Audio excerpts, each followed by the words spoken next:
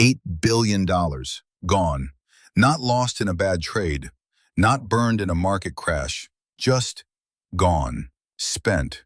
By a guy in cargo shorts and a wrinkled t-shirt who slept on a beanbag in the office and played video games during meetings with some of the richest investors on earth. His name is Sam Bankman-Fried, and for about 2 years, the world called him a genius, a billionaire Boy Scout, the most trusted man in crypto. Then his company vanished overnight and took $8 billion of customer money with it. Here is the strangest part, the part nobody tells you. After all of it, the fraud, the trial, the 25-year prison sentence, the customers actually got paid back. Almost every dollar. So how do you steal $8 billion, get caught, go to prison, and somehow leave a happy ending for everyone except yourself? Grab a snack. This one is a ride. First, you have to understand the disguise. Sam was not supposed to be the villain.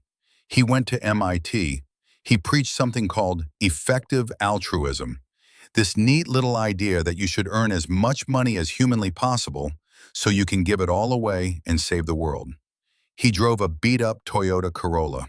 He looked like he got dressed in the dark. It was perfect, because nobody guards their wallet around a man who looks like he forgot he has one. Behind the messy hair, Sam built 2 companies. Remember these 2, because the whole trick lives right here. Company number 1, FTX, a crypto exchange.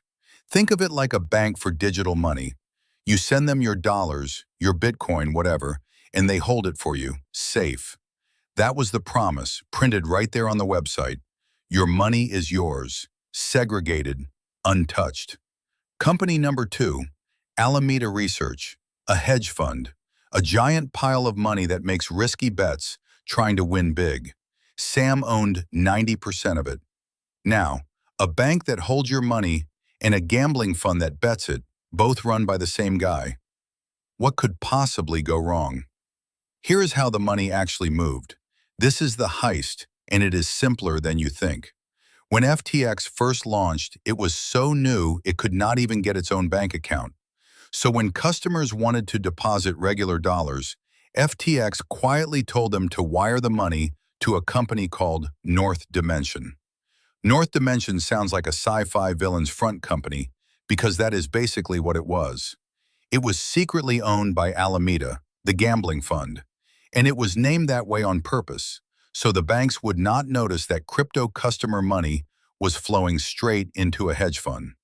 So from day one, your safe, segregated deposit was landing in the gambler's pocket. Inside the company, they tracked all that customer cash in an account they nicknamed, and I am not making this up, Fiat at FTX. It swelled to hold as much as $8 billion, except the money was not actually sitting there anymore. It had been spent. That account was really just a giant IOU. But it gets better. Alameda had 3 superpowers that no other customer on earth had. 3 cheat codes written directly into FTX's software. Cheat code 1. Every normal customer who made a bad bet got automatically shut down by FTX's safety system, so they could not lose money they did not have. Alameda was the one account on the entire platform that this safety system could never touch. It was hard-coded to be unbustable. Cheat code 2. A special setting, literally named Allow Negative, that let Alameda spend money it simply did not have. Your account hits 0, you are finished. Alameda's account hits 0 and just keeps on going. Cheat code 3. A line of credit, a borrowing limit. For a normal large customer, that limit was $150 million. For Alameda, Sam had it cranked up, step by step, to $65 billion, with a B. Alameda could reach into the customer piggy bank and pull out almost unlimited cash anytime it wanted.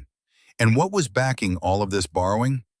Mostly a token called FTT, a digital coin that FTX invented and printed itself. Read that again. They were using their own homemade money as collateral to borrow real money. It is like walking into a bank and putting down Monopoly cash you printed in your garage as the deposit. So where did the $8 billion actually go? Venture bets, lavish living. Around $40 million of it went into politics, which quietly made Sam one of the biggest political donors in the entire country. And roughly $250 million went into Bahamas real estate, including a penthouse where the whole inner circle lived.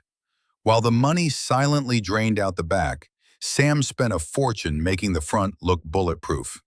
He bought the naming rights to the Miami Heat's arena, $135 million. He ran a Super Bowl ad starring Larry David. He had Tom Brady, Giselle, Steph Curry, and Shaquille O'Neal smiling at you, telling you to put your savings into FTX. The message was always the same: do not be the fool who misses out.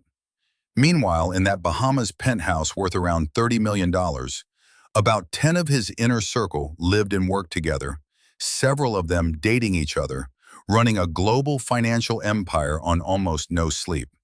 Sam kept the company chats on auto-delete, set to vanish after a week. And he played League of Legends during the heist, sometimes during the pitch meetings for the heist. Every house of cards needs just one breath of wind.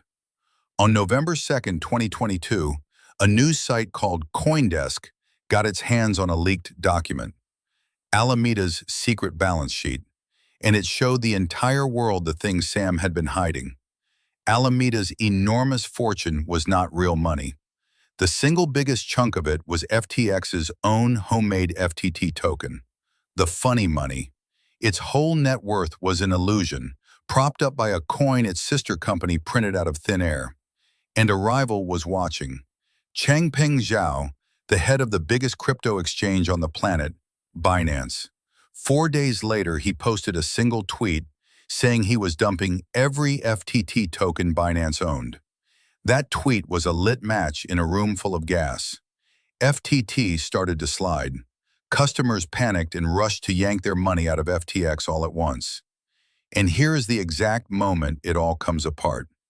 Caroline Ellison, the CEO of Alameda, who also happened to be Sam's on-again, off-again girlfriend, tried to calm everyone down. She publicly offered to buy all of Binance's tokens at $22 each. She thought she was projecting confidence.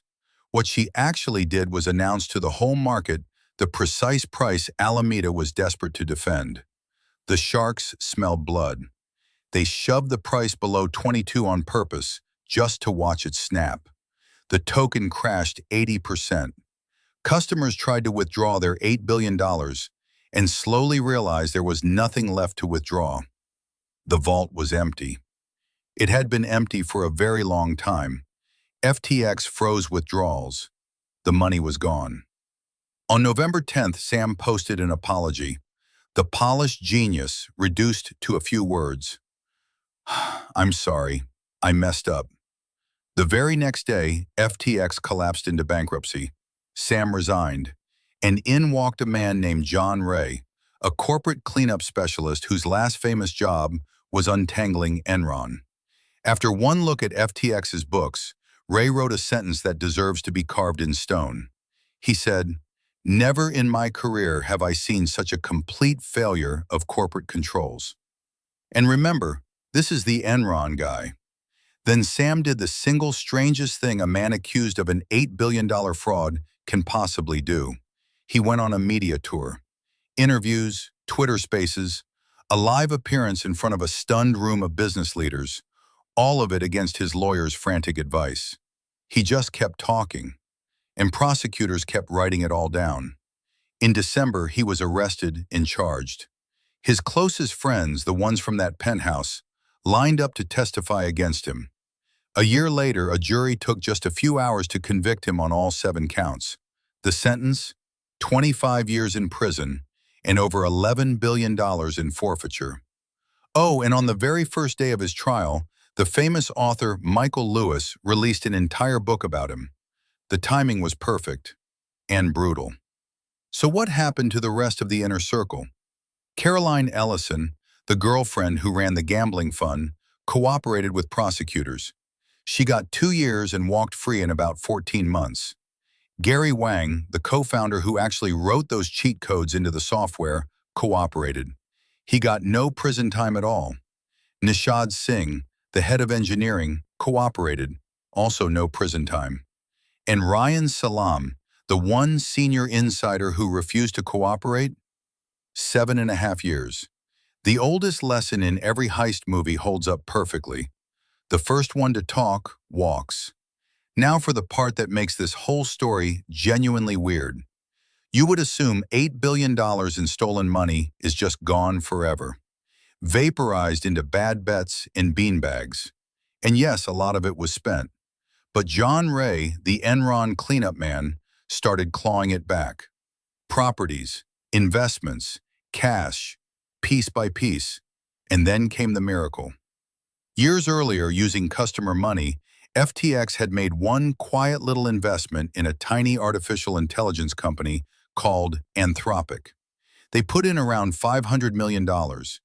Then the entire world lost its mind over AI, and that stake absolutely exploded in value. The bankruptcy estate later sold it for roughly $1.3 billion. The single best trade in the entire FTX saga was made completely by accident, with money that was not even theirs, and it ended up helping repay the very people they robbed. Between that and everything else Ray recovered, the customers are getting their money back. Around 98% of them are being repaid in full, and then some. On paper, 118% of their claims. So, happy ending? Not so fast. Here is the cruel little asterisk.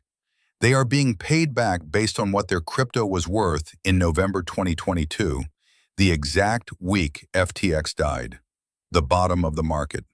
If you had one Bitcoin frozen inside FTX back then, you get repaid the price of Bitcoin from that miserable week, not what it is worth today, after it climbed to the moon. You were technically made whole. You also missed the entire recovery, legally repaid, emotionally robbed. So that is how the most trusted man in crypto stole $8 billion in broad daylight using 3 cheat codes, a homemade token, and a beanbag. Not your keys, not your coins, turned out to mean not your coins, his Bahamas mansion. And the best thing Sam Bankman-Fried ever did with your money was accidentally bet it on the one company that paid you back. This is Broke on Purpose, where I show you exactly how people lose money so that you don't.